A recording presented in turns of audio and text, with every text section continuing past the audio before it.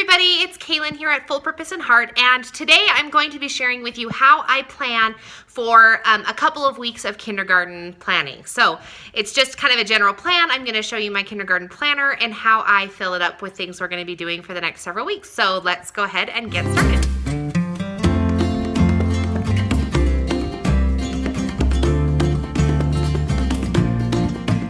Okay, so this is my little planning center. You get my talking hand here. And I do it on the floor just because, I don't know, I can spread out and it's cozy to me. Sometimes I'll do it on a table, but today it's on the floor.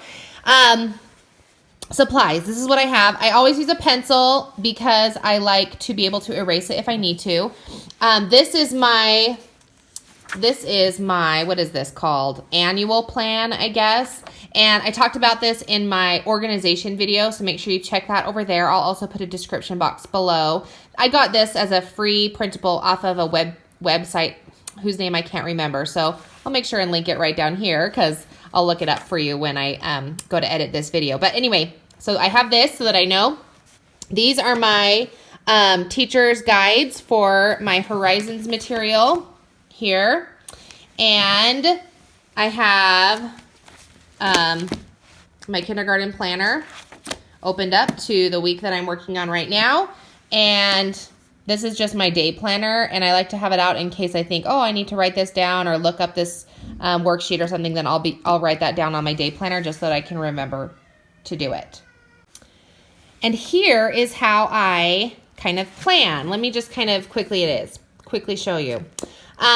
Okay, this is my math teacher's guide, and I have it opened up to each of the lessons. What I do first is I go through and I write down which lesson number we're going to do on which day. I have the dates listed here, and the week number is up here. And we do the same number for both of the days. Now, you may be asking yourself, okay, so for example, first let me start here before I go with that. Okay, so here we have lesson number 98. Here's lesson number 98. I kind of just go through these things and think to myself, okay, what have we not learned, or what is new information, and I write the new information here.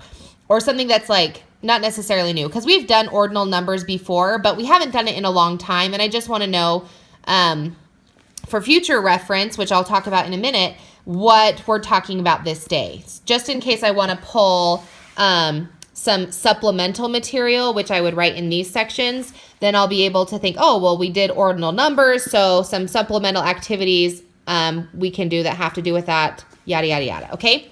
So I'll go ahead and do that, and I do that all the way down with all of them. So here's lesson number 99, here's lesson number 99, seasons, 50 cents a dollar, numbers after 80s, additions to 70. I'm just going to write down money because that kind of gives me the idea. And then the numbers and the addition and stuff I'm not going to write down because we kind of know it.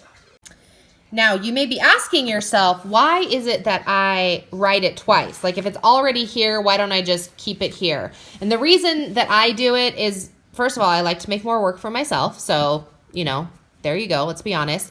And also because I like to have everything in one place.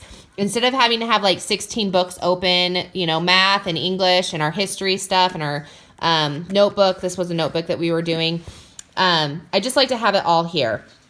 It just makes it easier for one place. Now, I'll go ahead and do that for all of the language arts and the math all the way through all these pages. Okay, so let me show you really quick, and I'll just do a few of them as an example.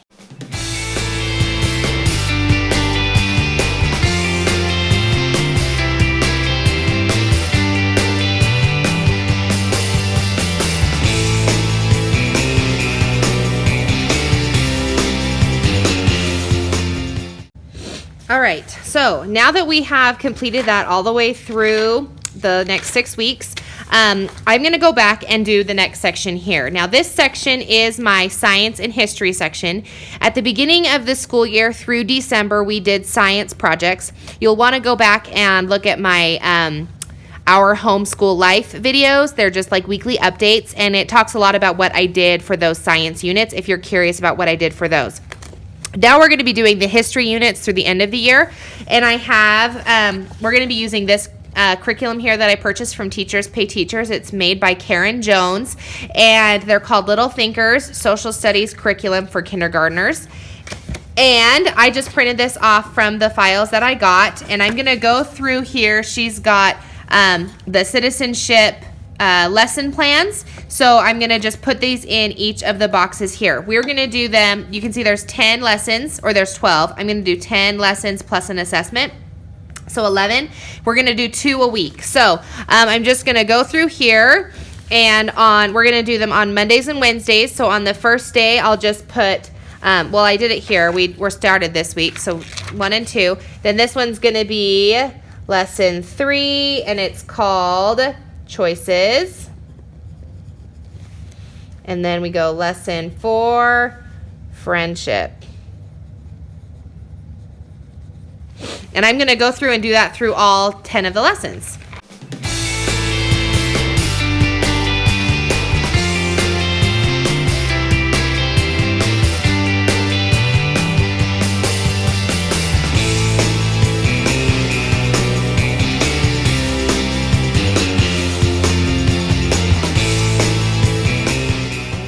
Now that I have finished all of that, I am going to start the next section here.